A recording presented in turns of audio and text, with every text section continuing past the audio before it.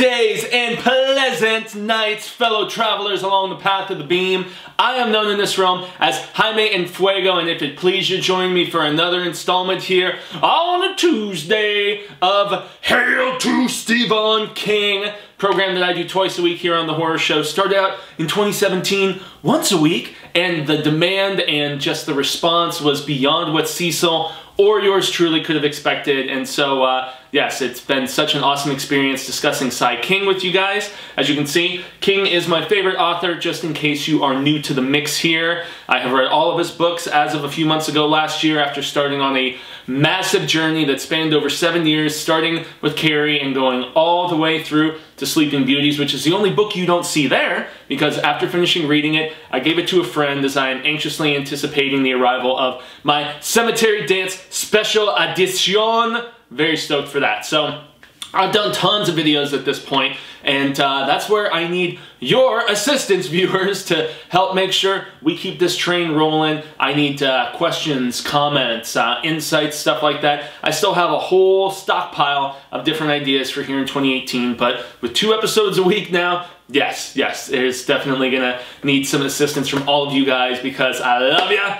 Greatly appreciated. Thank you, Sai. And let's get to the matter at hand today, which is basically going to be, we know that there have been so many different adaptations of Stephen King's work for screen, both television and feature films. However, there are a lot which were, to quote the Weezer music video, it's not so good, Al. So yeah, I put together a list of 6 books that were previously adapted that I think need to be remade. So let's jump right into it. You know, even though I had 6, there's a 7th honorable mention that I couldn't stop thinking about, and that's The Mangler. It was directed by Tobe Hooper, and everybody knows Tobe Hooper from, you know, being the dude behind, man, one of the biggest and most iconic slasher films ever, obviously. And he did other stuff like, you know, Invaders from Mars, and he also did the criminally underrated, at least in my estimation. It's a film called Life Force that had Patrick Stewart in it. It's like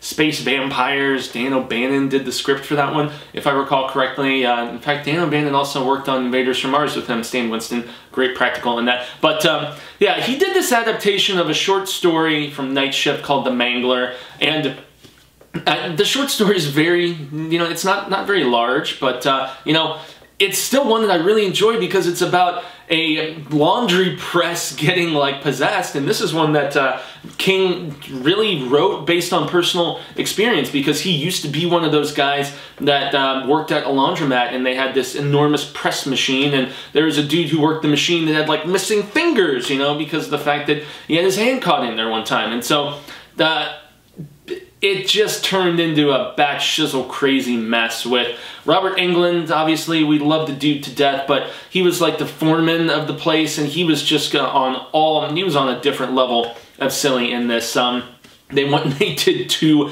after that. I think there was The Mangler 2 and then maybe The Mangler Reborn or something like that. But I still see, I mean, it's about a laundry press that gets a taste for blood and is like possessed and stuff, and yet I feel like this is something that if they just updated the technology to some slight degree, I mean, I don't know, King he's always been into like weird machine possession stuff, whether we're talking, you know, Trucks, which was made into Maximum Overdrive, and also the film called Trucks for the Sci-Fi Channel, which is terrible. But yeah, I think The Mangler is a cool enough idea, and the fact that people do still, you know, take their nice suits and whatnot into, you know, these higher end laundromats and stuff. I mean, maybe try not to make something so seedy. I think that you don't necessarily need to make it dark. I think that you could possibly put it in like a brighter setting and like the blood would stick out better, the gruesomeness. I don't know, make it like some nice high-end, you know, like super laundromat in some like rich area of town that only presses suits for like super rich dudes or whatever. I think that could be dope. So that's my honorable mention, is The Mangler. But so I'm going to go into my number 6, official. It's going to be Silver Bullet. Now, Silver Bullet is based on the book Cycle of the Werewolf, which was amazingly illustrated by Bernie Wrightson for Stephen King. And, you know, the 80s film is not bad, okay? As far as werewolf films go, it's like pretty scant on like the gore and the craziness. You've got one of the Coreys, I'm pretty sure it's the one who passed away, Corey Haim, whatever the hell. You've got a You've got a super crazy Gary Busey in it too. But, you know, this is one that I think could be updated with, like, more money, better special effects, and, like, make a really, really cool looking werewolf. I think that Silver Bullet would be awesomely, awesomely remade. The source material is very cool, especially when there's the reveal about who the werewolf actually is, and just the initial lack of cognizance that this particular character has without spoiling anything. Definitely recommend the source material. 80s film is not bad, Silver Bullet, but gotta say, this is one that I think is up for a remake, more so than the other stuff that they're trying to remake. Like, it's one thing if it was made very, very well the first time, like a Pet Sematary in my estimation, or, I don't know, that's the first one that comes to mind. I actually think The Dead Zone, Cronenberg, is another one that does not need to be remade. It was done very, very solidly the first time, and hell, they've already remade The Dead Zone as a television series, so I guess that, now that I think about it, wouldn't necessarily count. So these are all entries that have not been remade just yet. So I think Silver Bullet, I think Silver Bullet needs another stab at it. What do you guys think? Let me know in the comments below. Number 5, I think they need to remake Sometimes They Come Back. Yes, I know, it was originally a TV movie that was actually pretty damn good, and then they did a couple sequels, one that had, like, I can't remember if it took place in, like, some super cold area of the world, like Antarctica or whatever. I just remember the weird red hand, like, coming out of the icy tundra or whatever. And that's actually going to be the topic of another video here in 2018, is the sequels we didn't need. Yeah. There's a lot of them, where the aforementioned Mangler, all of the Children of the Corns, except for the remake that they made for the Sci-Fi Channel, but all those god-awful sequels, although I did have some fun with Urban Harvest. I had a little bit of fun with the one with Naomi Watts. I want to say that was like The Gathering or something, number 4, but we're still planning on retro reviews of all of those terrible, terrible films. But, you know, I think a cool thing to do with Sometimes They Come Back would be to do the, take the It remake approach. Yeah, honestly. So Sometimes They Come Back, story about this school teacher and some kids that die, and they come back in his class, you know, and they were kids originally from the 50s. I'm trying to remember if he went to school with them, or if they were bullies that terrorized him, or what it may be. But yeah, so these dead kids start showing up, these dead kids from the 50s start showing up in his class, and they're unruly, and they're causing much grief for him. And I think just going and taking that approach of moving it from the like kids from the 50s to kids from the 80s, maybe 80s kids in present day, that could be kind of dope. And also maybe go the full effing Niner, man, with the way that the short story actually ended. Spoilers, the short story actually ends with, like, this demonic, like, seance that the guy does, and he, like, the school teacher, like, summons, like, evil spirit demon of sorts to combat these kids. It's crazy, crazy, crazy. I love that short story. I think it's one of the most genuinely creepy and unnerving and scary Stephen King shorts that he has ever done. So I think they need to remake Sometimes They Come Back, but as I said, take the kids, scoop them from the 80s, and have them come into present day, and I think that would be super, super dope, y'all. So, boy, the next one, number 4. You know, my number 4 is going to be the Langoliers. I talked about this on one of my recent videos, and the Langoliers, while the performances are not particularly bad, it's the special effects, which were, at the time, they were not of the best, and they were made for TV. And so they have aged terribly, especially when you see, like, these creature thingies, like, chomping at reality, so to speak, at this airport that these people end up at. And so it's a very, very good novella from 4 Past Midnight, and about just, you know, flying through, like, a vortex of sorts and ending up in, like, this completely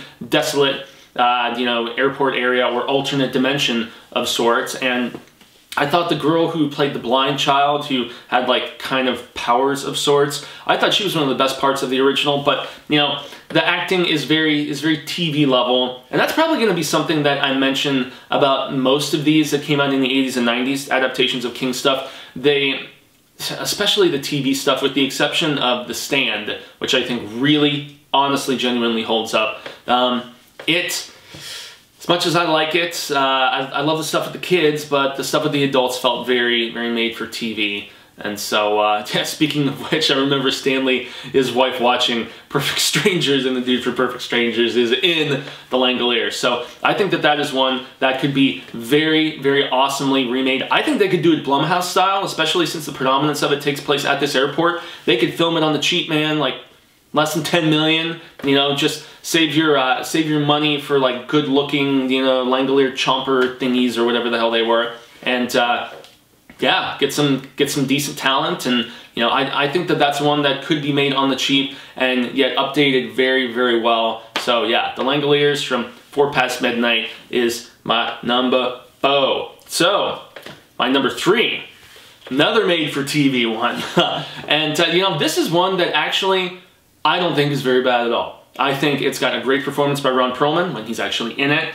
As one of them, did you get a decent cast? You know, the dude whose name is totally eluding me. He was on Wings. He was, oh boy, he was in the remake of The Shining. I thought he did a pretty damn good job. And the cast in this as a whole is pretty solid, but it feels very made for TV in its constraints, especially with, you know, just some of the stuff that they were not completely able to do. But I'm talking Desperation. Desperation is one where, while it's honestly, a lot of people that I talk to don't even know that there was an adaptation of Desperation. Yeah, Mick Garris directed it. Once again, not bad, but you can tell the budgeting constraints and also the fact that it was made for TV, they held back on some of the gorier aspects. And, you know, although I did think that they did the flashback to the Chinese miners and, you know, I guess the unleashing of Tak very well, but yeah, that's a book that my buddy Rubber Soul, yeah, Mr. Rob Corduroy,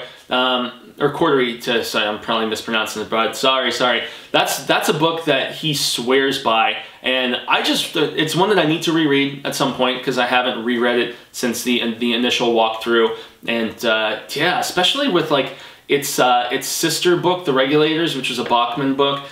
I wonder if there's some way that they could like, I don't know, they could even blend those two into some weird, sprawling TV event and maybe just rework the script to incorporate both in the dueling halves. That could be kind of interesting because a lot of the same characters from Desperation, they are in this totally different story, you know, with the moto cops and, you know, wreaking havoc on this town. I want to say it's like a Midwestern town like Ohio or something like that. But yeah, lots of characters that survive in Desperation. Spoilers, they die in some cases early on in the Regulators. So I'm not going to specify who any of those characters are, for instance, but Desperation was at that cool era in King where he was like directly connecting stuff like very, very deliberately. Like one of the main characters in Desperation, this punk rock chick who's really badass, who kind of has a fling with the main roadie for the author who's on the motorcycle, which was direct Stephen King parallel right there.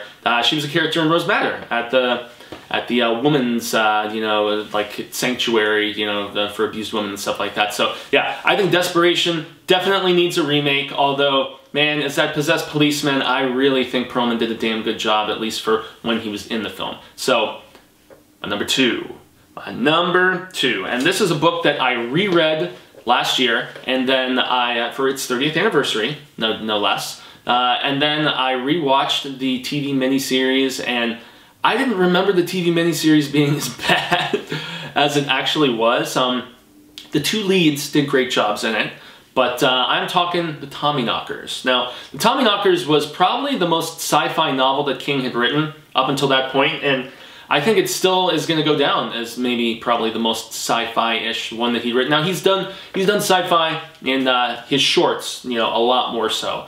But, you know, The Jaunt is one. Oh, goodness, I'm trying to in any event, there's a lot of difference, especially early on. I feel like King was more into the sci-fi stuff in like the 70s when he was first starting out writing. But the Tommyknockers changed the ending so drastically, and especially some of the stuff with Tracy Lords, it was just flippin' silly, man. Seriously, it's something that needed a higher budget, needed an R rating, needed theatrical level talent, although the chick who played Bobby, great job. Man, she was a babe until she started the transformation process. And you know what? I thought Jimmy Smits was a damn good guard.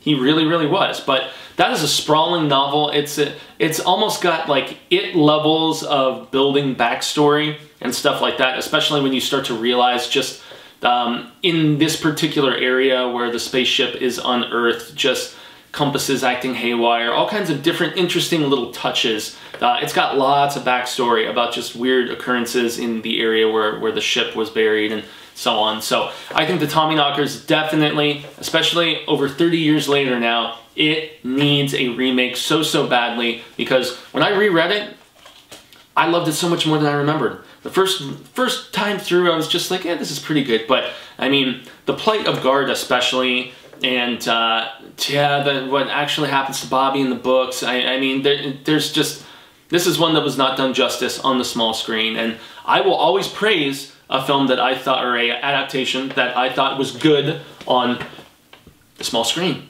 and that's The Stand. And also, I think once again, Desperation did a pretty good job. But I'm not crying out for a Stand remake. I know they're working on one already, so that's why I'm not mentioning that. They're also working on a remake of Pet Sematary, and it's got the Starry Eyes directors, so I'm not going to mention that. Anything which we already know is being redeveloped. And I mean, how many times have they made Carrie now? Besides Carrie the Rage, the sequel, they remade it for TV. They remade it with Hit Girl, you know. I mean, that's one that they'll probably keep coming back to. You know, remade the Dead Zone, they're talking about remaking Cujo right now, but it's like some stupid acronym for the name, and it's like about I can't remember if it's like a genetically engineered dog or some silliness. I don't know. As I'm looking here, what else have they remade, man? I mean, yeah, there's still so much that they need to make, in all honesty. So why go back to the well when you still haven't made From a Buick 8? Or when they're finally developing the Talisman, or so they say. Josh Boone working on that, the same guy who's been trying to make The Stand for a while. Yeah, we're still waiting on... yeah, still waiting on Dr. Sleep, still waiting on Revival. So, yeah, there's a lot of stuff that, you know, they still haven't made Doohickey, which you guys see up there because of the fact that I am in the midst of rereading Doohickey for here at the end of January, a retro review 10-year anniversary celebration of Doohickey. But I digress. It's time to get to number one. And number one was probably, you know, The Mist was pretty damn disappointing, and that was a remake. As you guys know, the TV series was god-awful. But this is one that I don't foresee it being remade anytime soon. I'm hopeful that this prequel TV series is going to, because they're saying that the prequel TV series will be a full-on reboot. But yeah, my number one is definitely The Dark Tower. Yeah, The Dark Tower made me so sad, so aggravated, so mad. And, you know, I love Idris Elba. That wasn't the right casting. I love Matthew McConaughey. Dude overdid it. The fact that they tried to do this last time around crap, you know, and that was the only thing that made me give the film a chance when I saw that it was trying to be an amalgamation of all of the 8 books, and putting, although it really ended up just being elements of the first few, you know, but obviously cutting out the rest of the quartet. Not really. And so many people who I talked to about The Dark Tower who are completely unfamiliar with the Stephen King series were just like, it wasn't that bad, but I feel like they didn't really tell us enough about this world, this struggle. And I mean, it was just very much like a Cliff Notes version of things, and yet they combined ideas from, you know, the back half of the books too, you know, with the breakers and all kinds of stuff. So I mean, I don't know. It just aggravated the living crap out of me. And I doubt we're going to get a reboot to the degree where, you know, but who knows? Look what they did with Spider-Man, and, you know, look what they've done with Bond and all of these other things. But then again, those are big marketable franchises compared to King's Dark Tower, which has a very rabid cult following. But the thing is, like, there's your Stephen King fans, tons of them, people who like It and Pet Sematary and stuff like that, which, for good reason, they're some of his absolute best works. But like, The Dark Tower is like a little subsect of King fans who are like the most crazy CRs, the most obsessive of us. And so it's very niche to that degree. I hate to say it, but I feel like the Shooter Jennings, it's either Shooter Jennings or Waylon Jennings, I forget, did a music video for Gunslinger, and it's basically doing the Battle of Tull and him killing the crazy, you know, preacher lady and mowing down most of the town and all that stuff. Like, the song is, the chorus is a little silly, but I felt like that was a better representation and adaptation of the Dark Tower stuff than we got from this, you know, big budgeted film. And, you know, the fact that King finally, he always saves face, and I've mentioned this before on this show, King always saves face and doesn't trash talk on his adaptations until he sees them fail and them not be well received, and that's often when he finally admits. And he said that the Dark Tower needed to be R-rated. He said that the Dark Tower needed to be longer. 90 minutes just wasn't going to cut it for something this epic. And despite the fact that they left it open for another entry in this, I don't want another entry. I want a full-on reboot, and whether that takes place, you know, through the television series, although Idris Elba is, he's signed on to be in this TV series to some capacity, so I don't know if that will be like a sequel continuation, and it'll almost be like, you know, in Wizard and Glass where he was telling the story and it kind of, you know, flashback and whatnot to the days of his youth, because it's supposed to be adapting the stuff with, you know, him going against Court and, you know, getting his guns and stuff like that, and also, you know, with where they went to Hambry and, you know, the whole thing with Delgado and whatnot. So I don't know, but this is the reboot, the remake, the retelling, the restructuring that I think, especially as a diehard King fan like myself, that I want more so than anything else. So let's run through these options once more, y'all. So my honorable mention, Suck It Cecil, love you, man, was The Mangler, directed by Tobe Hooper. It needs to be redone very, very badly, in my opinion. Number 6 was Silver Bullet, based on the cycle of the werewolf. Great art by Bernie Wrightson. Rest peacefully, sir. I feel like that needs to be redone with some really cool special effects. Make it bloody and gory and crazy, and you know, get an interesting actor to play the preacher. You know, bring in, like, hell, bring in one of those Stranger Things kids to, you know, play the kid in the wheelchair. I don't know, maybe not. My number 5, Sometimes They Come Back. That's one that I really think they should, you know, do the decade change like they did with it, and it could be really sweet. Number 4, The Langoliers. Yep, that's one that was made for TV, and unfortunately quite poorly, and it really shows its age. My number 3, Desperation. I feel like despite being pretty solid for what it was at the time, and criminally underseen by most King fans and just, you know, fans in general, like, I still remember telling Cecil, yeah, you've never seen the Desperation adaptation? And Cecil's like, there's a Desperation mini-series TV thing? Yeah, it's pretty damn good, actually. But I feel like it's time. Remake it, make it theatrical, make it R-rated, do it some justice. My number 2, The Tommyknockers. This is one that they have tried to remake a few times, and I think NBC was trying to option it at one point. No. Make The Tommyknockers a 2.5 hour, you know, just theatrical experience of awesomeness. You know, it's so underrated as far as King melding science fiction and horror together. I feel like he did a terrific job with that. So that's my number 2, and obviously number 1, The Dark Tower. Thankee Sai. It needs to be given justice, although I don't necessarily see that happening. That's my wishful thinking, number 1, guys. But my wishful thinking is that you will like and share and subscribe if you have not here on The Horror Show, that you will share this video with the hashtag Hail to Stephen King.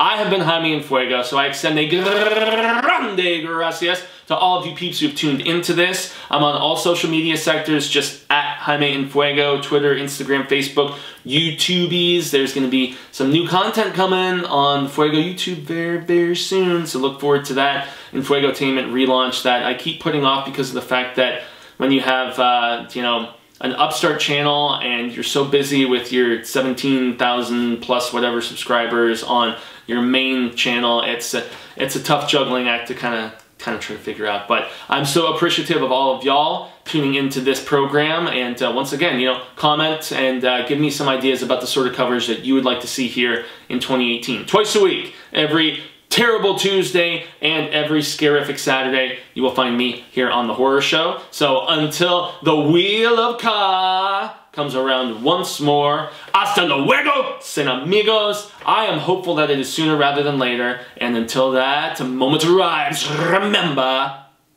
stay scared and read Stephen King.